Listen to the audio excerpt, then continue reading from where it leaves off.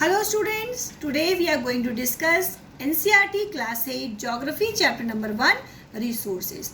Before starting this topic, let's recall what we have seen in the previous videos. In the previous video we have seen what is a resources, factors of resource formation, types of resources, and we have seen classification of natural resources in a broad manner.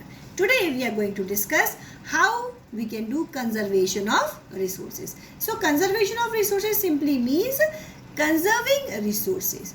So conservation of resources include careful use of resources. So using resources carefully, we can conserve resources. Second, giving time to get renewed.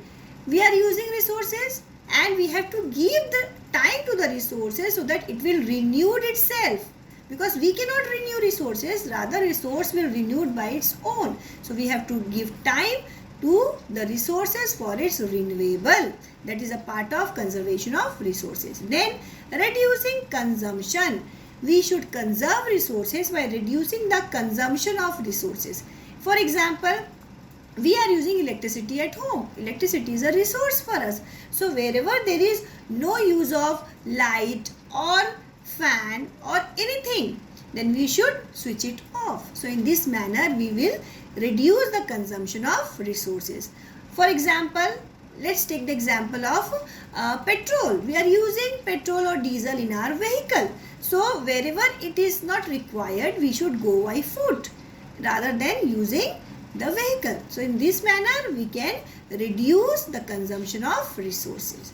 Now the next is recycling of resources. We should give time for resources for its renewable and we should recycle the resources so that we can make better use of it.